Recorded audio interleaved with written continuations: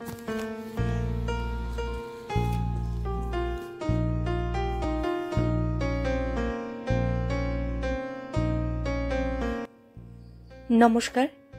আপনারা শুনছেন Bengali classic story channel মৌমিতার সাথে। এই চ্যানেলে সকল শ্রোতা বন্ধুকে অনেক অনেক স্বাগত জানাই। আজ আপনাদের পড়ে শোনাব বিখ্যাত সাহিত্যিক শ্রী মানিক বন্দ্যোপাধ্যায়ের লেখা ছোট গল্প সুবালা। শুনতে থাকুন আজকের গল্প সুবালা।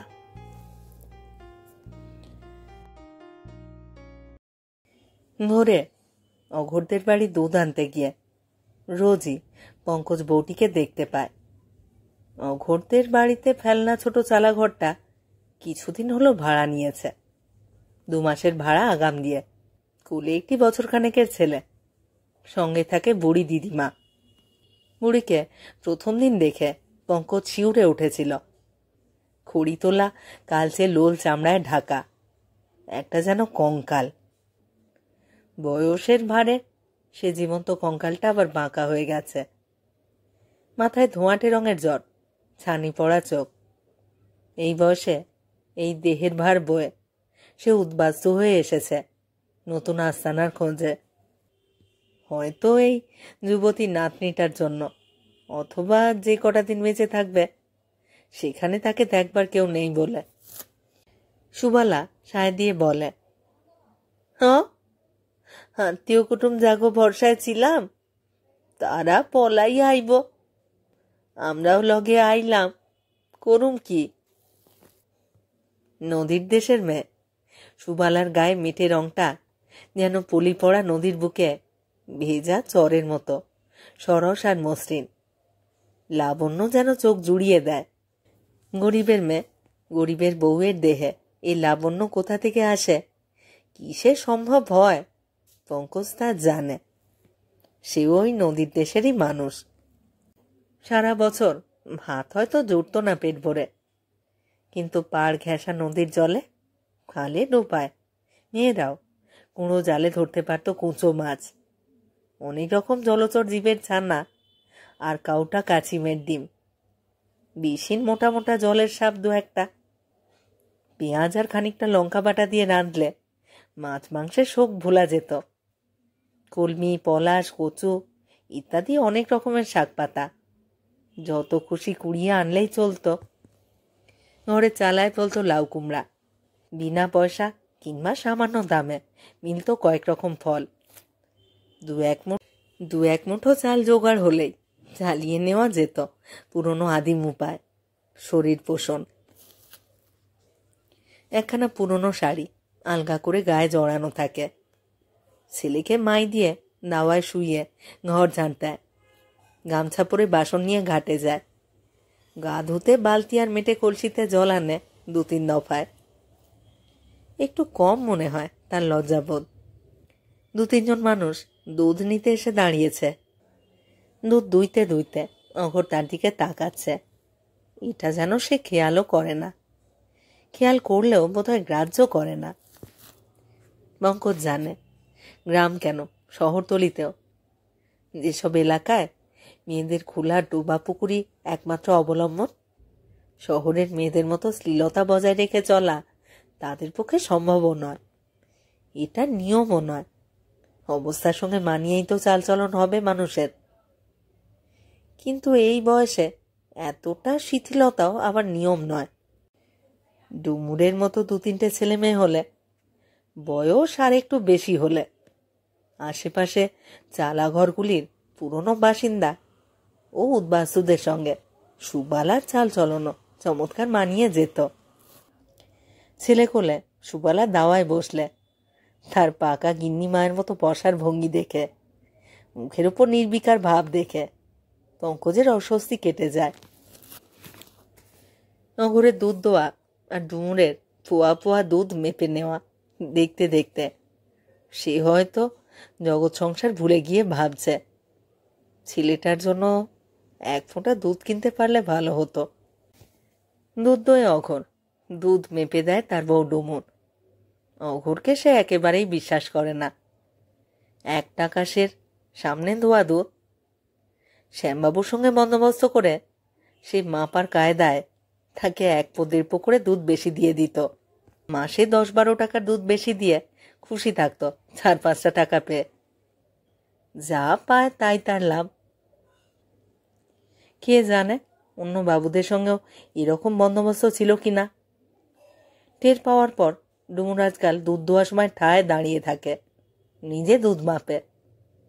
যে মদ্য মানুষ বউয়ের ঘাড়ে খায় আর চোরাবাজারি একটা বজ্জাত লোকের ফুটফরমাস কেটে হাত খরচার পয়সা কামায়, এমনই নেমোখারামি সে বোধহয় হয়। ভদ্রলোকেদেরও বলিহারি যায়। ভদ্রলোকেদেরও বলিহারি যায়, ডুমুর বলে ঝংকার দিয়ে। স্বামীকে দিয়ে স্ত্রীর ঘরে চুরি করতে পিবৃত্তিও হয়। অঘোরের সামনেই বলে সে। অঘোর কখনো মুখ বাঁকায়, কখনো মুচকে একটু হাসে।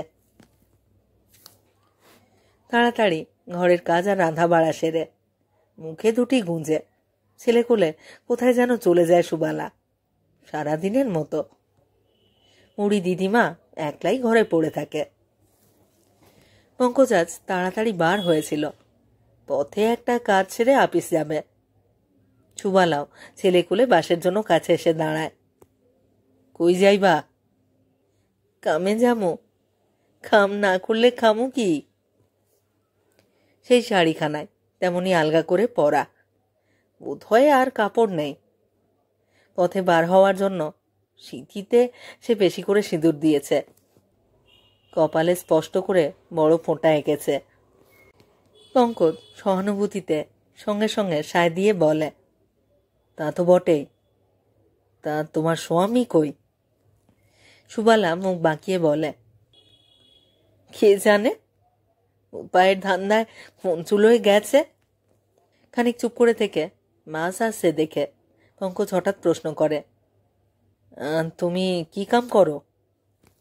সুবালা বলে, করি এটা ওটা যা পাই।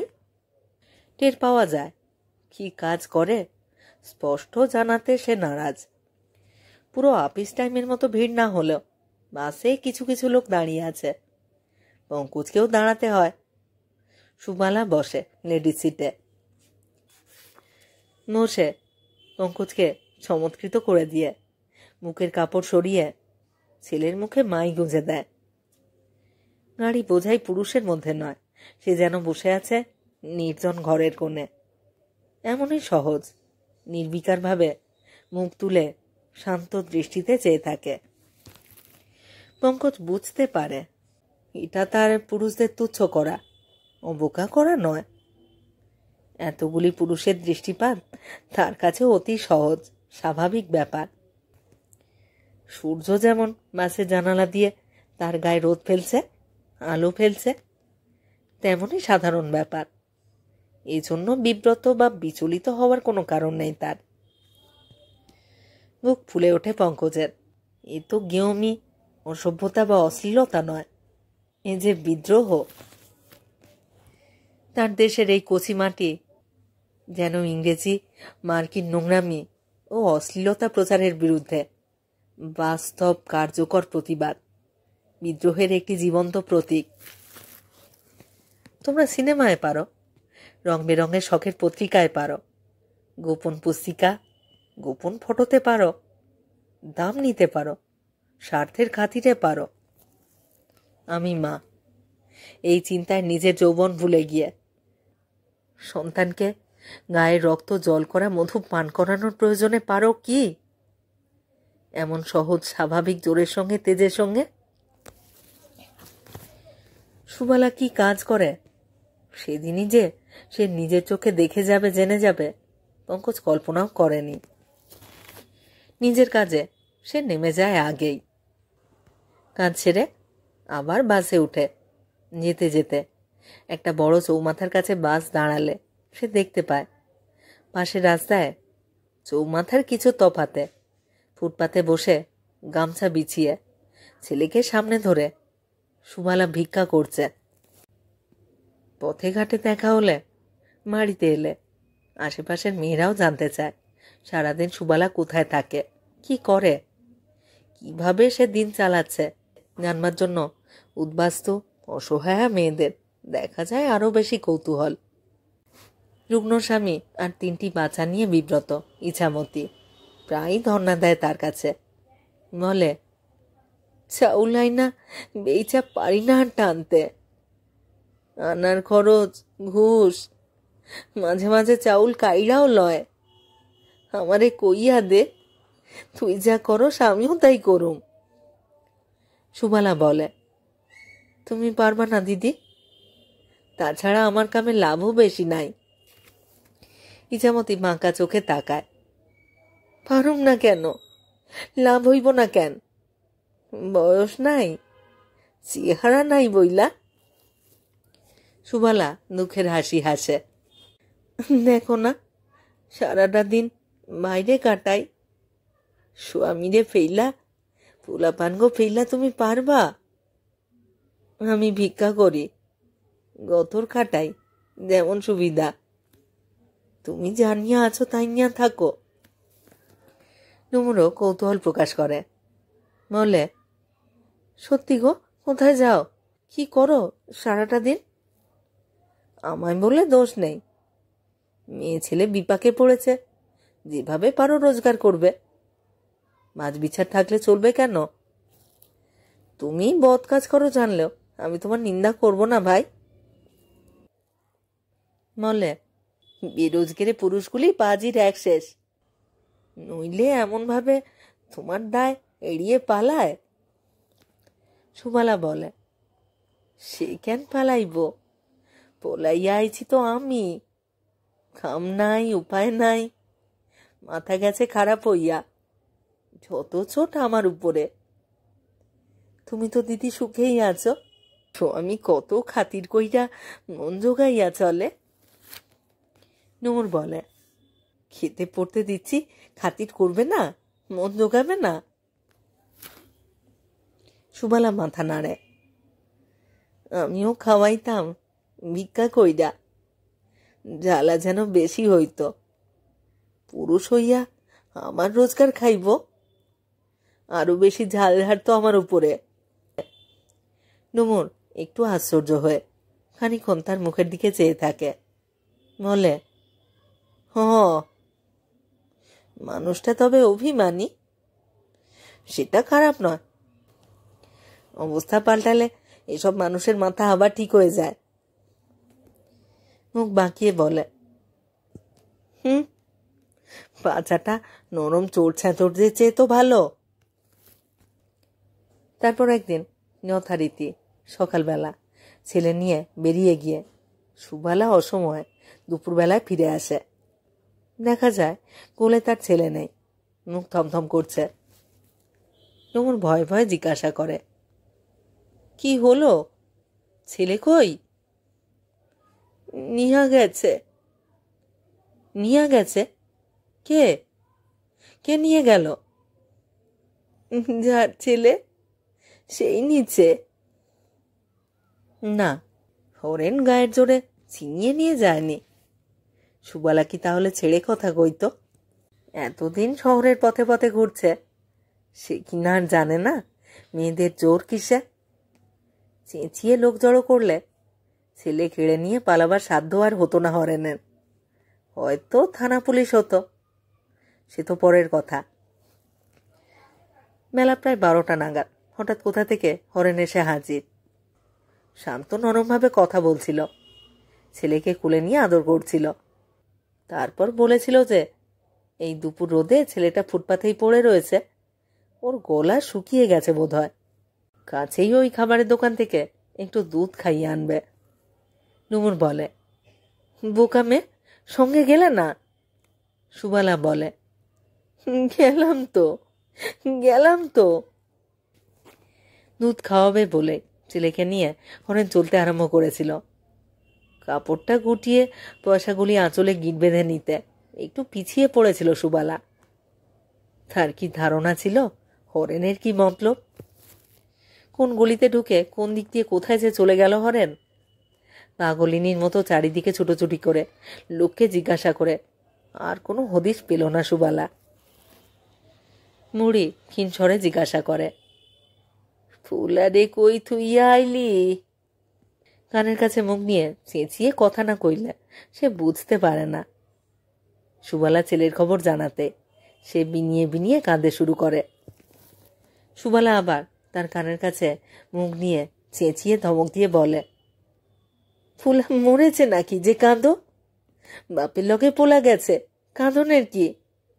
অমঙ্গলটাই কাহিনো না কইলাম। দেখা যায় সুবালা আজ কাঁধে ফেলে রাখার বদলে আঁচল গায়ে জড়িয়েছে, বোধহয় শূন্য বুক ঢাকবার জন্য। কয়েকটা দিন আশায় আশায় সুবালা বার হয়। সেইখানে গিয়ে ফুটপাতে কাপড় বিছিয়ে বসে থাকে। যদি মানুষটা ফিরিয়ে এনে দেয় ছেলেকে। এখনো মাই খায় ছেলে, আজ পর্যন্ত একদিনও মাকে ছেড়ে থাকেনি। মার জন্য নিশ্চয় সে কোকিয়ে কোকিয়ে কাঁদবে। এতটুকু শিশুর কান্না, নিজের ছেলের কান্না কি সহ্য হবে হরেনের? সহ্য হবে কি অতটুকু বাচ্চাকে সারাদিন সামলে চলার ঝঞ্ঝাট? ডুমুর বলে, পাগল হয়েছ? তাই কখনো পারে? বড় জোর একদিন কি দুদিন বাপ বলে তোমার কাছে ফিরিয়ে এনে দেবে। সারাদিন রাস্তায় অসংখ্য মানুষ চলাচল করে। হরেনের জন্য চোখ কান পেতে ডাকে সুবালা। 2-1 পয়সা ভিক্ষে তাকে কে দিচ্ছে না দিচ্ছে, গায়ে পড়ে ভাব করতেছে কে কি বলছে না বলছে, কোনো দিকেই তার মন যায় না। দিন 10 পরে হতাশ হয়ে সে বেরোনো বন্ধ করে। বলে, তবে আর কেন ভিক্ষা করুম, এবার থনে গতর খাটাই। পঙ্কজের স্ত্রীর ছেলে পিলে হবে, আর 2-1 মাস পরে সে একটা রাঁধুনি রাখবার কথা ভাবছিল। সুবালা কাজ খুঁজে শুনে সে তাকে অবিলম্বে বহাল করতে চায়। সুবালা বলে, আপনারা বেরামভন, নিজ জাতের রান্না খাইবেন? পঙ্কজ বলে, রাখো তোমার জাত, কত সুখে আছে তার আবার জাত বিচার। সুবালা 2 বেলা পঙ্কজের বাড়ি রেঁধে দিয়ে আসে, নিজে ওখানেই খায়। বুড়ি দিদিমার বয়সের কঠিন রোগ, বয়স ঠেকিয়ে ওর বেঁচে থাকবার জন্য পথ্য তৈরি করে দেওয়ার কোনো হাঙ্গামা নেই। জল ছাড়া প্রায় কিছুই সহ্য হয় না বুড়ির। সুবালা ডুমুরকে বলে, আমি ঠিক শোধ নিব, নেড়ে দিয়া এই পেটে ফুলা জন্মাইয়া কুলে করুম। ডুমুর বলে, 100 বার পড়িস না কেন, কারোর সঙ্গে থাক না।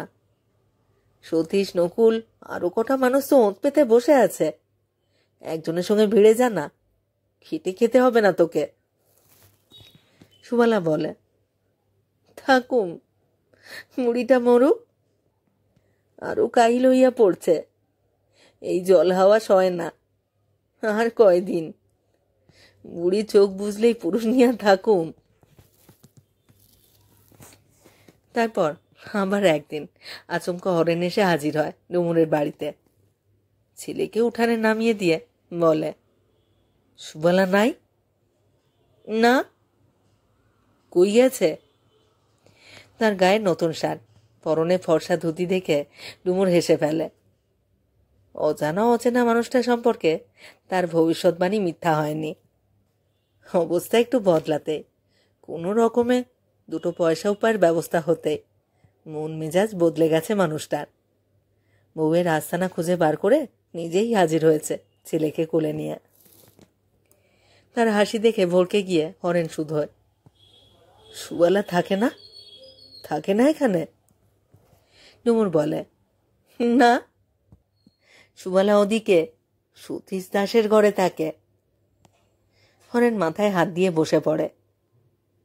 ছেলেটাকে কোলে তুলে নিয়ে ডুমুর জিজ্ঞাসা করে, আপনি কে হন সুবালার?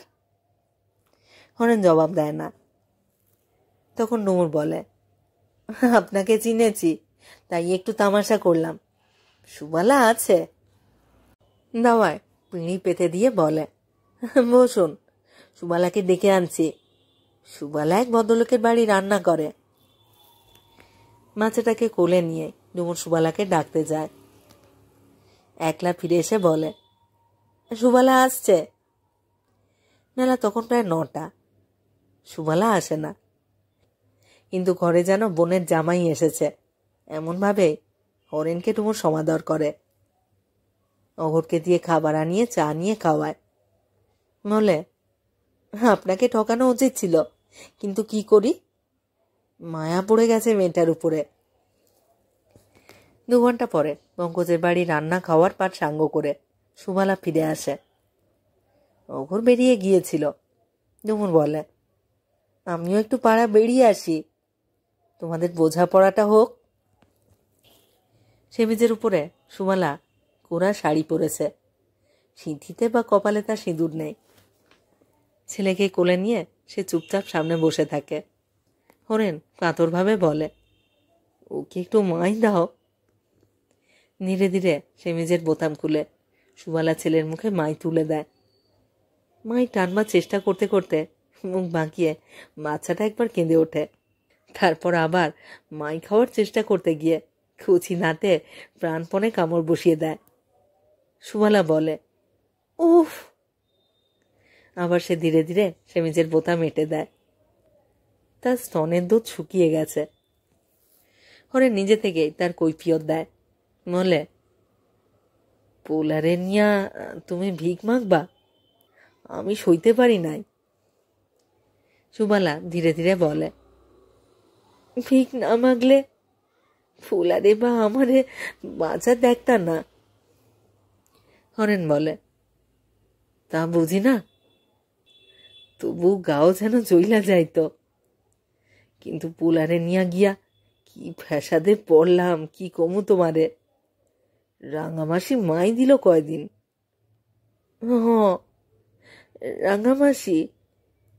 রাঙামাসি মাই দিচ্ছে। কয়দিন মাই দিয়া কয় কি, আমি পারুম না, আমার মাইয়ারে মাইরা তোমার পুলারে দুধ দিতে পারুম না, আমারে মাছ ভাত খাওয়া পেট ভইরা তবে পারুম। আমি মানুষ না ছালি, খাইয়া 2টারে মাই দিমো। তারপর সেইখানে তোমারে খুঁজতে গেছিলাম। গেছিলা? দিন 15 বাদে রাঙামাসি যখন বিগড়াইয়া গেল, তোমারে পাই না। কি বিপদ, কি বিপদ। মরিয়া হইয়া কিছু পয়সা রোজগারের ব্যবস্থা করলাম। তার শার্ট আর ধুতির দিকে চেয়ে সুমালা জিজ্ঞাসা করে, কি ব্যবস্থা করলা? হরেন বলে, কলকাতায় কত উপায় পয়সা রোজগারের, আমরা কেন যে বুকার মতো ভিক্ষা করছি আর খয়রাত চাইছি। ওইটুকু চালার মধ্যে দীর্ঘকাল পরে ছেলেকে পাশে নিয়ে তারা পাশাপাশি শোয়। বুড়ির ঘরের কোণে পড়ে থাকা না থাকা সমান কথা, চোখেও দেখে না, কানেও শোনে না। মাঝরাত্রে পুলিশ হানা দিয়ে হরেনকে ধরে নিয়ে যায়। শহরে অজস্র সম্পদ থাক, অন্যের টাকা ছিনিয়ে নিয়ে নতুন শার্ট আর ফর্সা ধুতি পরতে চাইলে চলবে কেন? অনেক খোঁজাখুঁজি এবং হরেনকে মারপিট করেও টাকাগুলি কিন্তু পুলিশ পায় না। পুলিশ হাত কড়া দিয়ে তাকে নিয়ে যায়। যাওয়ার সময় মুখ ফিরিয়ে হরেন বলে যায়, ভিক মাইগো না, আমাগো অপরাধ নাই, ভিক মাইগা অপরাধী সাইজো না, তার চেয়ে মরণ ভালো।